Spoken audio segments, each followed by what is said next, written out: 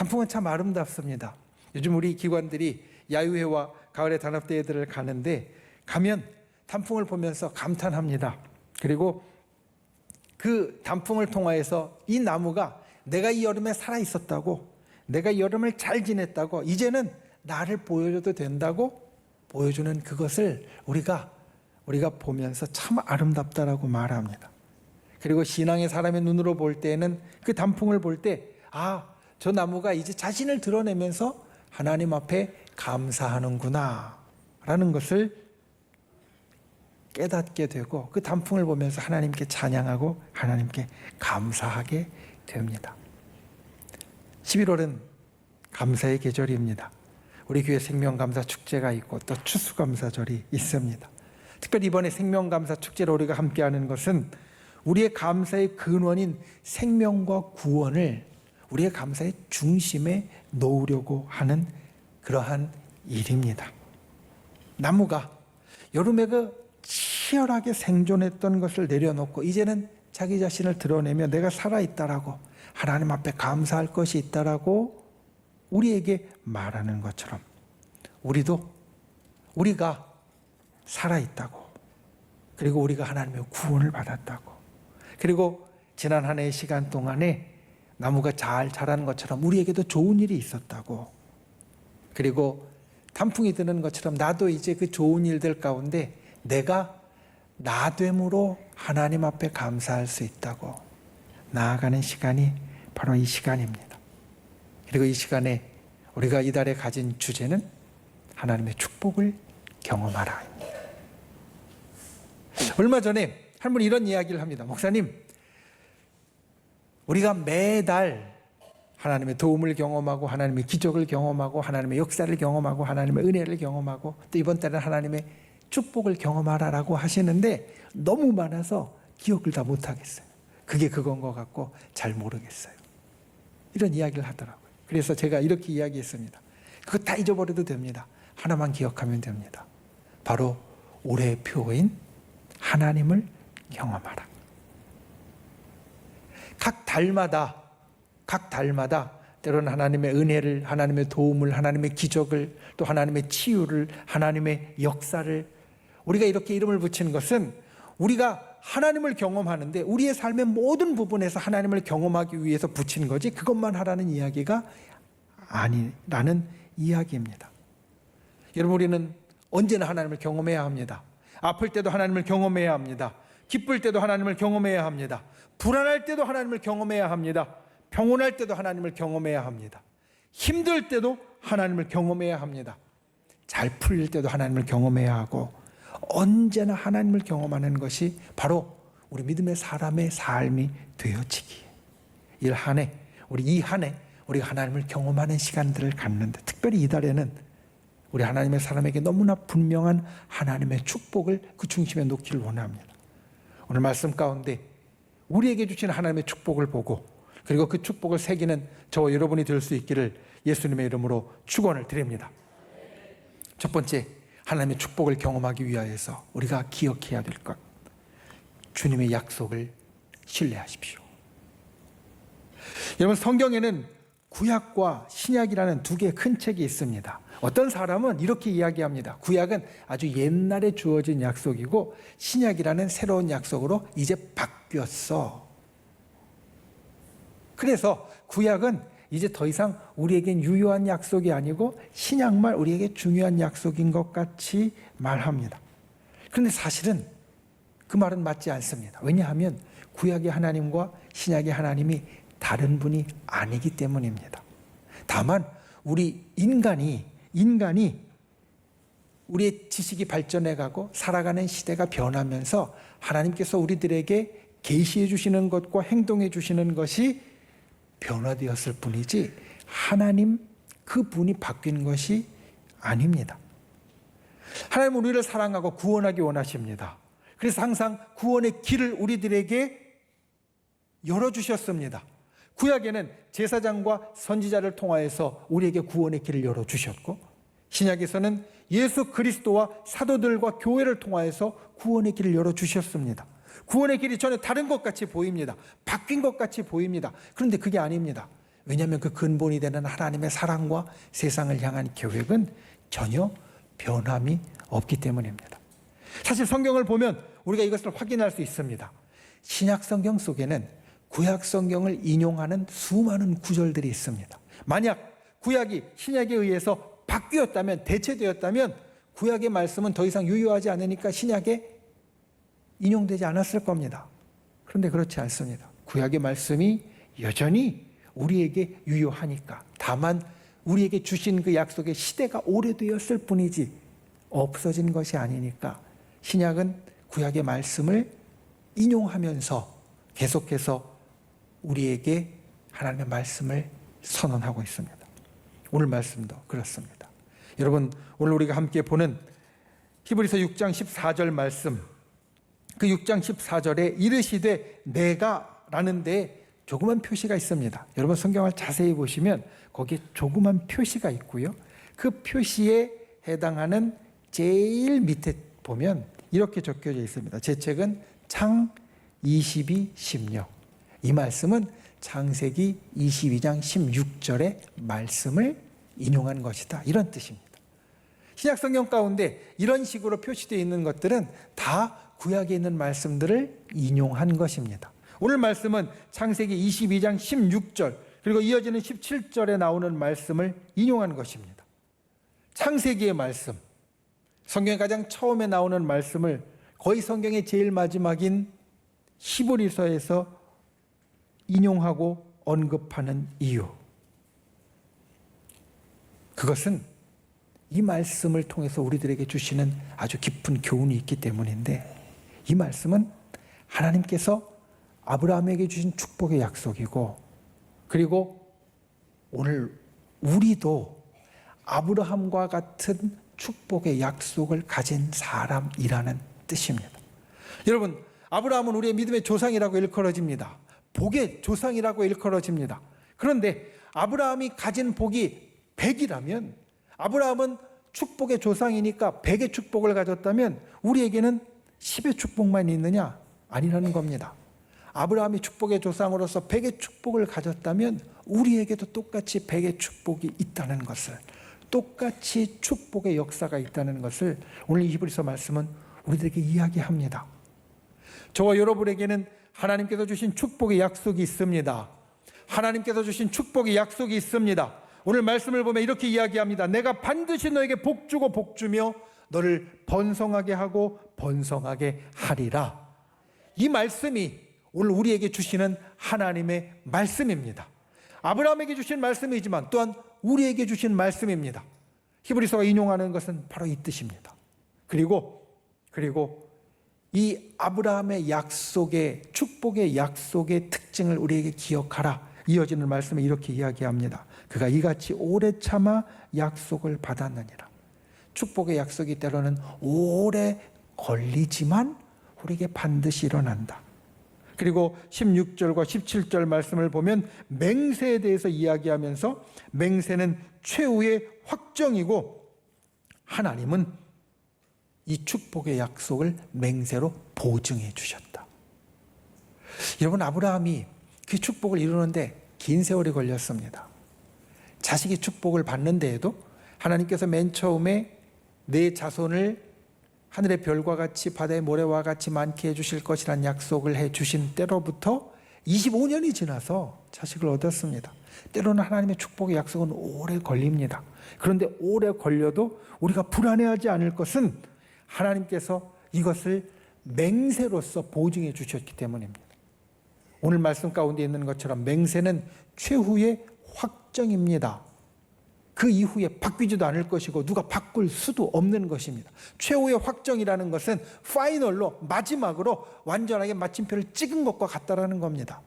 그러니까 하나님께서는 맹세하심으로 우리에게 축복의 약속을 보증해 주신다. 흔들리지 말라는 이야기입니다. 그리고 약속을 주시는 이유를 18절을 이렇게 이야기합니다. 소망을 얻고 큰 안위를 받게 하려 하심이라.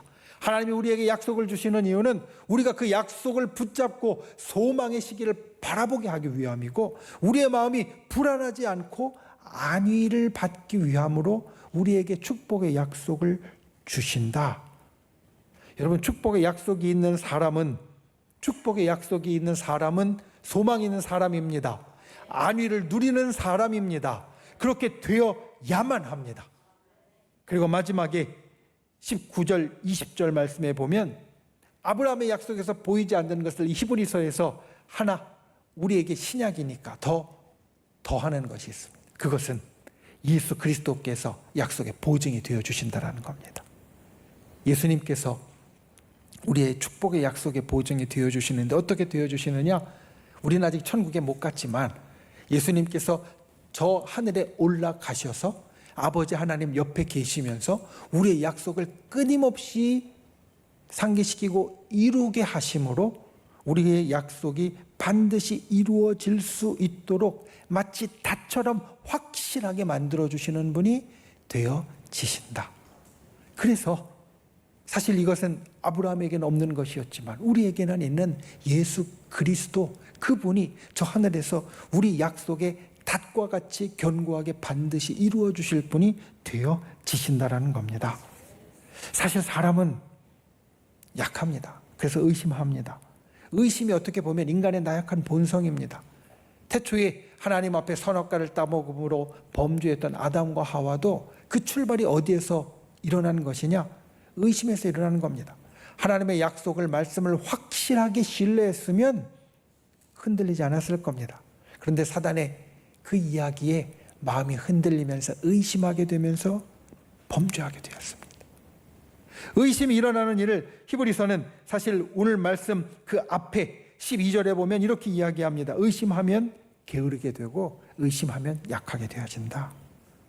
의심하면 확신도 소망도 없으니 포기하게 돼서 게으르게 되어지고, 의심하면 내가 견고히 의지하고 나아갈 것이 없으니까 약하게 된다는 겁니다. 마치 군인이 요새에 들어가서 전쟁을 하는데 이 요새가 튼튼하다고 생각하면 용맹히 전투를 할 수 있지만 이 요새가 언제 무너질지 모른다고 하면 도망갈 생각을 하는 것처럼 의심을 하면 그렇게 되어진다는 겁니다.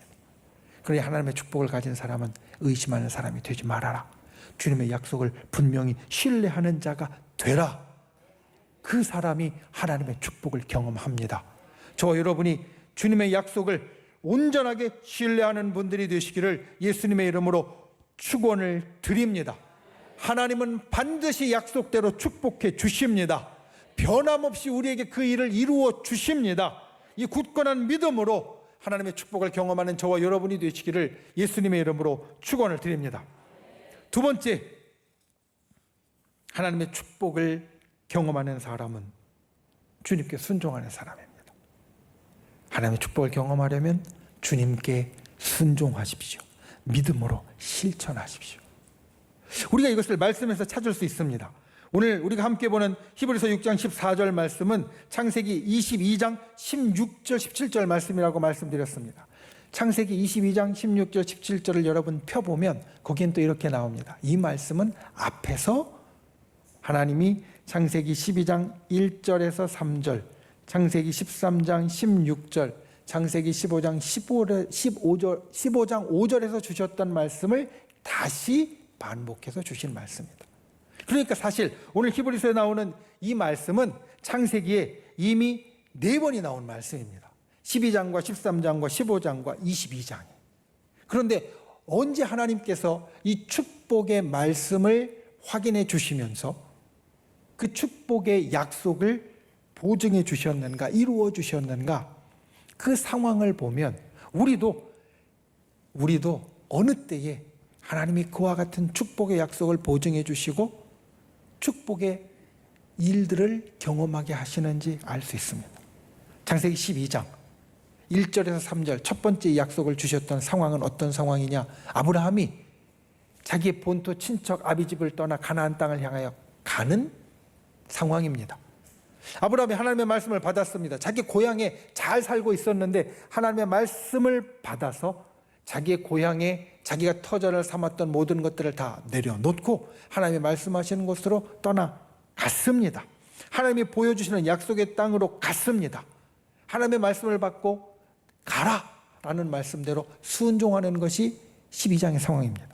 창세기 13장은 어떤 상황이냐? 아브라함이 가나안 땅에 도착해서 이제 하나님의 약속대로 복을 받아서 아주 번성하게 되었습니다. 아브라함과 그리고 아브라함을 따라온 조카 롯이 있었는데 그들이 기르던 가축의 수가 너무 많아져서 이제는 도저히 함께하지 못할 정도가 되었습니다. 물이나 그리고 풀이 이 많은 가축들에게 다 먹이기에는 터무니없이 부족해서 양쪽의 목자들이 자꾸 싸우는 상황이 생겼습니다. 그러니까 아브라함이 이야기합니다. 조카야, 우리가 이만큼 하나님의 축복을 받았으니까 이제는 서로 따로 가도 괜찮을 것 같다. 자, 앞을 보고 네가 좋은 데를 택해라. 네가 오른쪽이 좋아서 오른쪽을 갖겠다고 하면 난 왼쪽으로 갈 거고, 네가 왼쪽이 좋아서 왼쪽으로 가겠다고 하면 나는 오른쪽으로 갈 거다. 롯이 좋은 땅을 택했습니다. 당시에 가나안에서 가장 부유했던 소돔과 고모라 성이 있던 그 땅들을 택했습니다. 그리고 어떻게 보면 아브라함은 그에 비해서 훨씬 척박한 땅을 택했습니다. 그때 하나님께서 주신 말씀이 이 말씀입니다. 내가 너를 복주고 복주며 번성케 하고 번성케 하리라. 그러니까 사실 사람의 눈으로 볼 때에는 아브라함이 차지한 땅이 훨씬 더 안 좋은 땅이었는데 하나님은 이 안 좋은 땅이 더 좋은 땅이라고 말씀해 주시는 겁니다. 실제로 그게 이루어졌습니다. 소돔과 고모라는 망했고 유황불과 그리고 다른 것으로 그 땅이 못쓰게 되었지만 아브라함이 있는 땅은 그 위에 번성한 땅이 되었다는 겁니다. 하나님의 약속을 따라서 같이 나온 롯에게 사랑으로 베풀고 행동하며 양보했을 때 하나님께서 이 약속을 다시 주시고 축복해 주셨습니다. 이게 창세기 13장의 상황입니다.